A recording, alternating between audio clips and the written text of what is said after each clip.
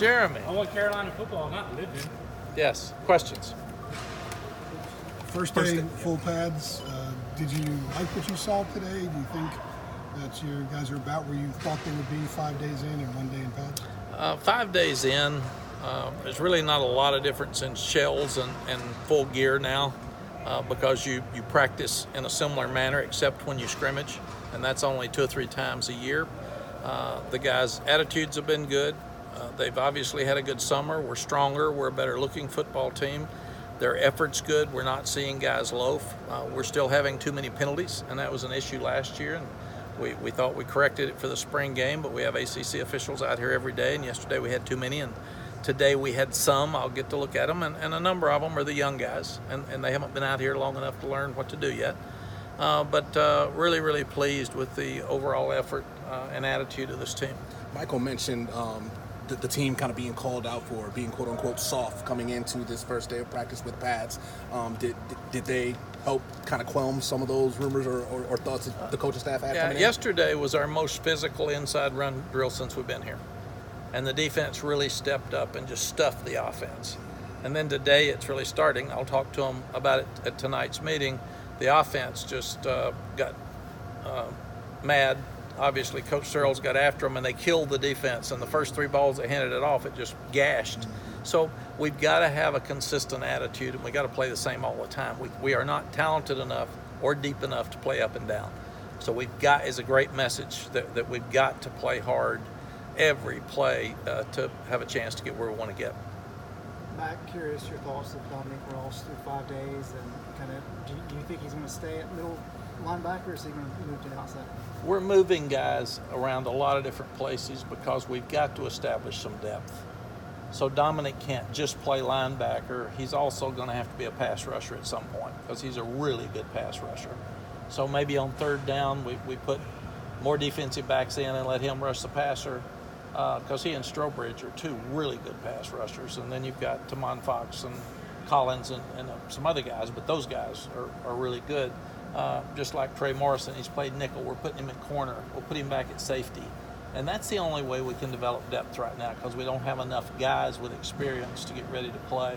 Playing some guys at guard and tackle. We're just moving them around all over the place. But really pleased with Dominic Ross, his leadership, his attitude. He's in great shape. I think he's a guy that's on a mission as a senior to get this thing fixed. How far into a camp can you go moving guys around between positions before you have to settle it down and say this is where you're going to be? I think, Aaron, we'll have to keep doing it because we're going to have to do it during the season some. And a starting corner may be the backup nickel. So if the nickel goes down, if the next corner is better than the next nickel, you just have to move him over. So what we'll have to do, it'll keep our schemes more simple. But we're going to have to do that till we can get a defined group of 22 guys at least on each side of the ball that we feel like can put the puzzle together so we can have depth. What prompted the move of Brian Anderson to first team center, and what do you think he's done? How do you think he's done there so far? You know, first team is a real bad term right now because we really don't have a first team. We got guys that go out there first and some, but Nick Polino played center all day yesterday. Brian played at some today. Ty Murray's playing at some, so all 3 of them are rotating. And probably because Ty doesn't know what to do as much right now, Brian and Nick are playing it more than the other guys. But again, we're just putting freshmen in and moving a guy up, moving a guy out. We're trying to figure out the best combinations. And right now, center's a place that's up for grabs. What has he done to impress you from summer to now? Brian's worked really hard in the off season. He's real smart. He's got good feet. Sometimes he just gets overpowered by the likes of an Aaron Crawford. What did you learn about your quarterbacks today with them being in pads for the first time and whatever? You know, Mike Archer was out here and Jim Collins, 2 of my friends from long time coaches, and I told them the same thing I told you all, and they rolled their eyes like, man, there's 3 of them aren't alike. Come on now. Which one? And they stood there and watched, and they said, oh my gosh, they're all 3 alike. So you're really, we look at all their stats. There's been absolutely no separation to this point. Probably the separation will come at scrimmage time because it's easier in a scrimmage when you're moving the ball and scoring points to see who's got the best grasp of the team and the leadership. So I would think that we would know a lot more about our quarterbacks till our second scrimmage. Are you pleased with how they're competing? I really am, and this team's been amazing. They all get along. I'm thinking we're going to have fights between the quarterbacks, and I'm seeing Cade go out today and Jace high-five him. Great throw, man. I'm thinking, really? So it's just it's a different dynamic. They're all three great kids, and they all three are getting along. And right now, I mean, we've been very direct and moved guys up and down, and we've told them we're going to do it every day till we find out, like Ross, who is the best at this position or that position. And I think they've gotten pretty used to it. We just say, look at who we put out there first, and you figure he did better yesterday. When is your first scrimmage? I think Saturday. A year ago, some of the guys were saying if Lightning's in the area, they go to the locker rooms, they got to cool off for 30 minutes, they get out of sorts. I guess that's one of the benefits of having an IPF is you don't lose any time. Yes, it's an amazing facility because we lost 3 minutes coming in, and it probably would have been 70 minutes because where do you go? If they wouldn't let you go to the baseball stadium, you have to go back to the office. You have to load buses to do that. You get in the dressing room. Then you have to come back. You have to stretch again. It adds an hour or so to practice. And so this was really, really easy. In fact, when it cleared, we decided not to go back outside because it would be such a distraction to go back and reorganize outside. So we just stayed inside. And we have the GPS system that we can use outside. Tomorrow should be finalized, and now we can start using it inside. And that'll really help us monitor each body of each player in here and the stress that they're putting on their bodies. Coach, this may be a stupid question, but I just saw a lot of NFL scouts in here, and this is something I'm just not used to seeing when it comes to fall camp or whatnot. Normally, they wait to see how they do throughout the regular season and whatnot. Is that something different that you're bringing to the program as far as maybe a motivational tool for the guys to let them know? I hired Coach Daryl Moody, who spent a long time with us, but he was an NFL scout for 18, 19 years. And I just told him, you do what's best for our players. And he says it's best for our players to allow them to come in and watch. So we're doing exactly what Clemson and Alabama are doing for their teams. And we want our players to understand that. And we've told them. Early in my career, we'd have to have people dress up like pro scouts to come to some of the schools I had because we had no players. And tell them, yeah, the card girl's over there and it's my neighbor with a hat or something. But right now it's healthy for the guys, and we've told them.